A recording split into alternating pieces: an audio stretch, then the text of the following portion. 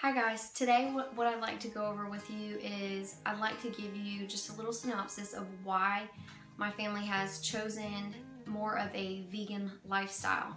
And I say more of because we are not fully vegan. I would say we eat vegan about 80 to 90% of the time. We are more vegetarian, pretty hardcore vegetarian towards vegan. So the number one reason that we actually chose this lifestyle change was because of the healing powers of a plant-based diet. Eating a balanced meal of your main macronutrients, your proteins, your fats, and your carbs. If you're heavier towards protein in that, you're not going to be getting all the micronutrients that your body needs. And those micronutrients are the vitamins and minerals that actually can heal your body internally from whether it's simple ailments or just needing to recover from a good workout. So that was our main motivating factor, was the actual benefits of plant-based diets and those micronutrients. In that, we were very motivated as well by the film What the Health on Netflix, but I don't like to really promote that or push that for the simple fact that it is very vegan biased. So I do feel like on some level it can come really extreme to some people, but if you just actually research the studies that are presented in that, it's very eye-opening as well. So the first thing that I'd like to point out when we were talking about how vegetables and fruit actually heal your body are two different studies that I came across. And the first one was a study that was from the Diabetes Care, and it was provided courtesy of the American Diabetes Association. I'll put the link to this study below in the description so you can check it out for yourself. But the one thing that stuck out to me in this study is that, for one, it was a large-scale study. So they were actually studying over 60,000 people. And in this study, they followed people with type 2 diabetes, both vegetarian and non-vegetarian and vegan diets. So they followed all of those diets to see if there were any changes, okay? So the main finding with this diet, and I'm summarizing really quick, guys, you can look into this, but the main finding was that vegan and lacto-vegetarian diets were associated with nearly 1/2 reduction in the risk of type 2 diabetes. That says a lot, guys. That speaks multitudes. So I mean, there's so much information out there. I mean, you do have to be careful where you're getting it from. Check your sources. Check the amount of people that are actually in it. But that was really good to me. And then another, an interview that I actually thought that was very interesting was actually posted by the Huffington Post. And it interviews Dr. T. Colin Campbell. Dr. Campbell has received more than 70 grants of peer-reviewed research. He has written over 300 research papers, was funded by the National Institute of Health, so obviously he's very reputable. But in his research, he studied the 3 stages of cancer: the initiation phase, the promotion, and the progression phase. And this is what he quoted in after all of his research. Although the initiated cells are not considered to be irreversible, the cells growing through the promotion stage, which is the 2nd stage, are usually considered to be reversible. A very interesting concept. This is the stage that especially responds to nutritional factors. For example, nutrition from animal-based foods, especially the protein, promote the development of cancer, whereas the nutrition from plant-based foods, especially the antioxidants, reverse the promotion stage. So he's obviously not claiming in this study, guys, that he can cure all cancers with a plant-based diet, but he's saying that in certain stages of cancer, it's shown that more effective, that proteins actually will help promote that growth of that cancer versus plant-based diets, which are actually attacking that cancerous cell with antioxidants and actually slowing it down and possibly killing it off. So that's huge, guys. Like, if a food can cure cancer, why would you not want to eat it? Or even if it can slow down the progression of cancer, why would you not want to eat it? So that was our main reason for switching to a more plant-based diet. Okay, so the second thing that I wanted to go over was the common misconception that vegans and vegetarians, they don't get enough protein because there is such a push for protein in the American diet.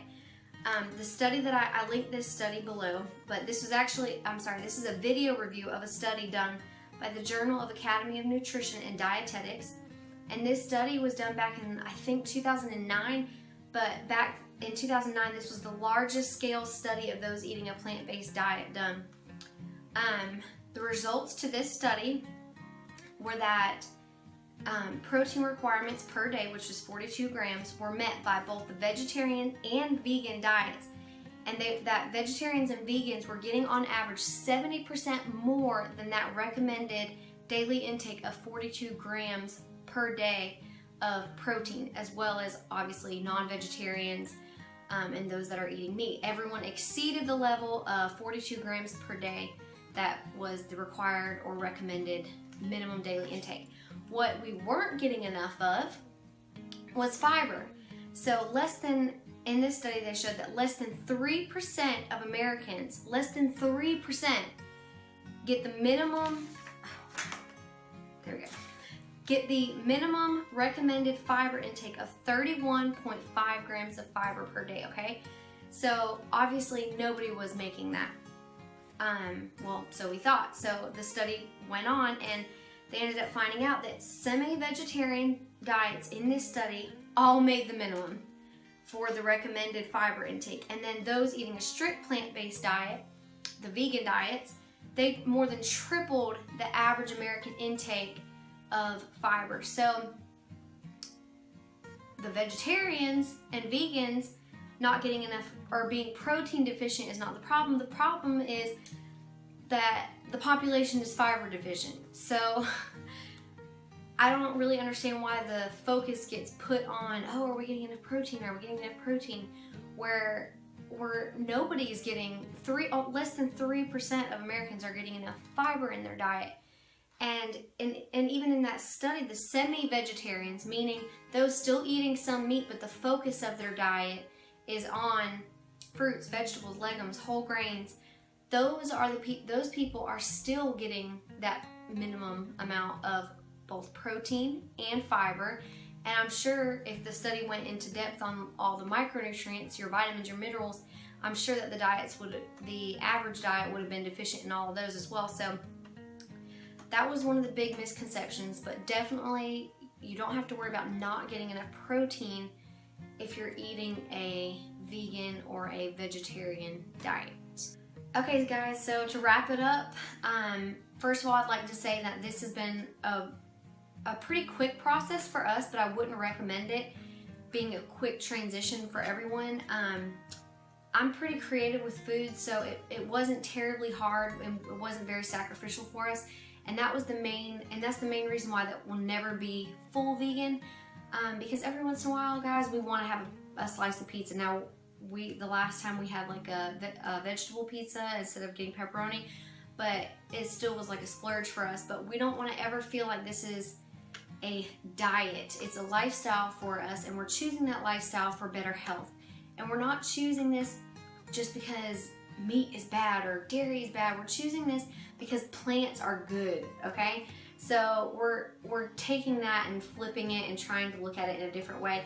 We've seen great results. I'm in my 3rd trimester with twins, and I'm still able to go to the gym. I was on the stair mill the other day for 30 minutes, and I've never had that amount of stamina without a massive amount of pre-workouts or whatever. So my stamina has definitely increased, as well as my clarity, my mental clarity. I still have that pregnant brain sometimes, but I definitely feel more focused than I have been in the past. And my husband has seen great results of weight loss. He's lost almost 10 pounds, but he hasn't lost muscle mass. We've been measuring his biceps to make sure. But anyway, so we're obviously seeing great results with it, and we haven't made as hard of a transition for the children yet. But we're trying to do that really, really slowly for them, so because it's a lot harder, I think, for a kid's diet. So it's been very successful for us. One thing I would say is that don't get discouraged in it. And don't look at it as a diet, because if this is a diet to you guys, then it's not going to last.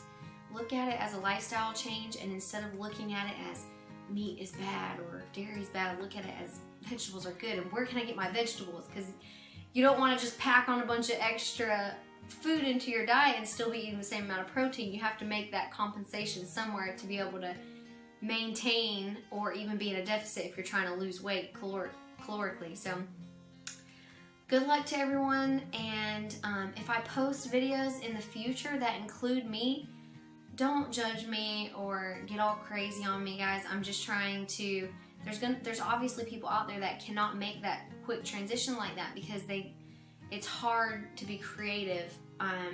So I'm still gonna be posting meat recipes, and hopefully you guys will enjoy those as well, but you'll have smaller portions. So thank you guys so much for watching, and I'll be trying to work on a meal prep video for the next one.